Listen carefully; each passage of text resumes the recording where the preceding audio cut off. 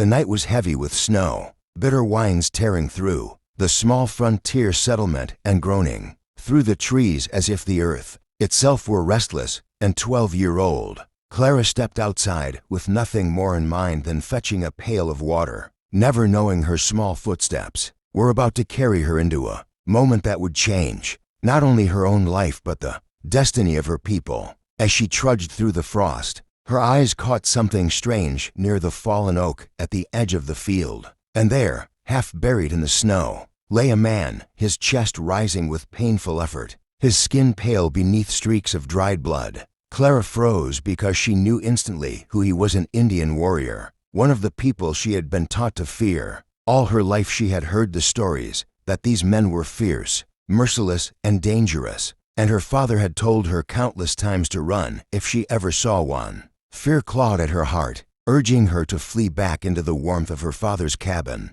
But then she noticed the man's trembling hands and the way his cracked lips parted as though searching for air that might not come, and she realized that he was not a monster but a dying human being. In that instant, compassion broke through her fear, stronger than the warnings she had grown up with. Around her shoulders was a patchwork quilt, the only blanket she owned, stitched by her late mother, a treasured possession she kept as the last memory of the woman she barely remembered. And yet without hesitation she pulled it from her back and laid it over the broken figure in the snow. The man stirred, opening his eyes just enough to meet hers, and they were not the eyes of an enemy, but of someone weary and astonished, and in their dim flicker she saw gratitude. Kneeling beside him, Clara lifted her water gourd to his lips, whispering into the frozen air, "Don't leave this world tonight.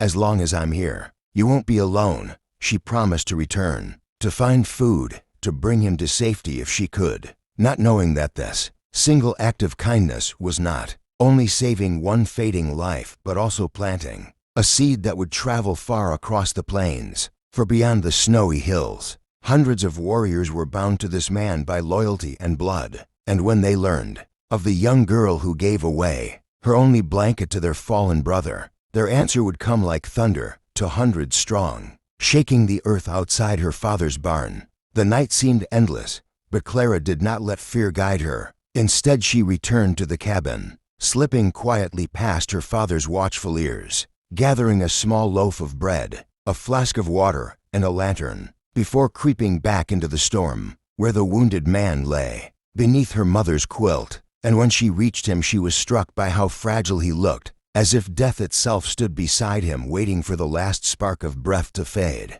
Yet when she knelt and pressed the bread to his lips, he managed to swallow, and for a moment she saw a strength hidden beneath all the pain. She dragged him inch by inch to the old wooden barn behind her father's house, her small body trembling from the effort, but determination fueling her every step, until at last he lay on the straw floor, sheltered from the wind. All through that night she tended to him, rinsing his wounds with water, speaking softly as though her words alone could hold him in this world. And though he did not speak her language, she felt that he understood. When dawn finally crept over the horizon, painting the snow in pale gold, Clara's father discovered what she had done, and his face darkened with both fear and anger. He demanded to know why she had brought danger into their very home, why she risked the safety of the family. And Clara's eyes welled with tears, but her voice did not waver as she said, "Because he would have died, and I could not let that happen." Her father's jaw tightened,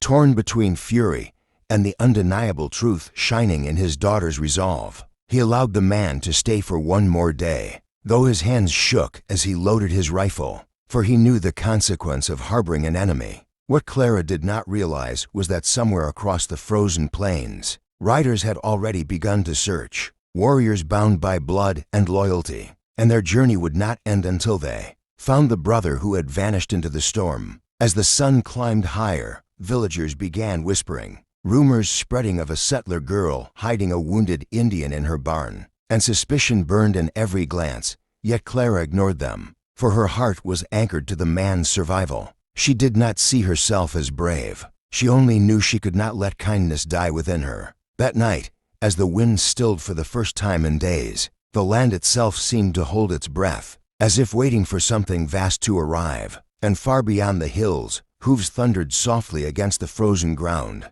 a silent army riding closer with every passing hour, their faces painted with war, their hearts burning with the question of who had touched their brother's fate.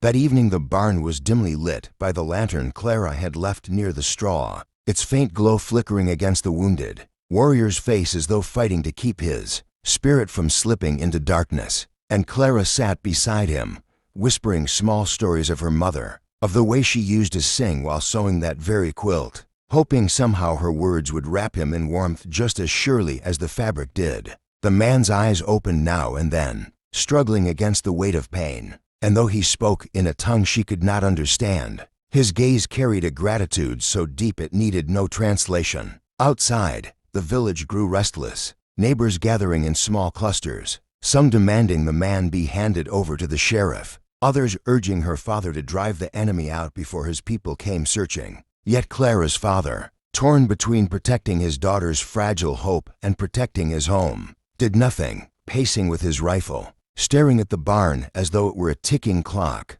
Clara, though afraid, felt an invisible shield within her, as if compassion itself had made her strong enough to face the world. Hours stretched into silence, broken only by the man's strained breathing and the winter wind against the wood. At last, near midnight, Clara heard a sound she could not explain, a distant rhythm like drums echoing across the frozen hills. But when she pressed her ear to the barn wall, she realized it was not drums but hooves, faint and far, yet steady, the kind that carried whole armies. Her heart pounded, for she did not know if it was imagination or a warning, but deep down she sensed that her simple gift of a blanket had become a thread woven into something far greater. She clutched the lantern tighter, whispering to the warrior, "Help is coming, I know it, but I don't know if it will save us or destroy us."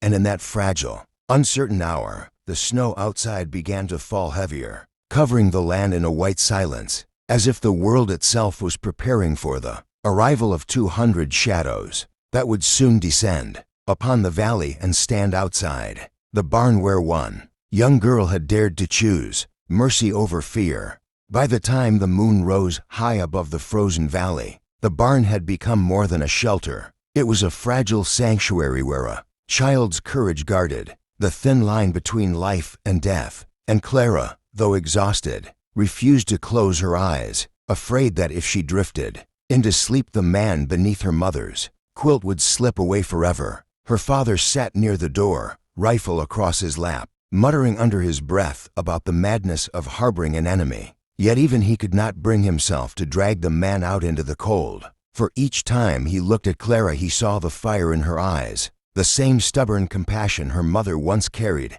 and it held him still. Outside, the whispers of the villagers grew sharper, warning that if the Indian lived, his people would come, and if they came, blood would fall on every doorstep. But Clara believed in something. None of them could see that kindness was stronger than fear, that mercy could build a bridge where hatred had burned them all. The warrior's breath steadied little by little, his chest no longer heaving with the same violence, and though his wounds still burned, Clara felt hope stirring like the first flicker of spring under the ice. Then, as the night deepened, she heard it again, the low, steady thunder rolling from beyond the hills, closer now, heavier, a sound that shook the frozen ground beneath her bare feet. Her father stiffened, eyes wide, knowing instantly what it meant, and even the livestock in the barn shifted uneasily, as though sensing the storm of men approaching. Clara rushed to the barn door, pressing her face against the wooden slats, but all she saw was darkness and snow swirling like ghosts in the wind.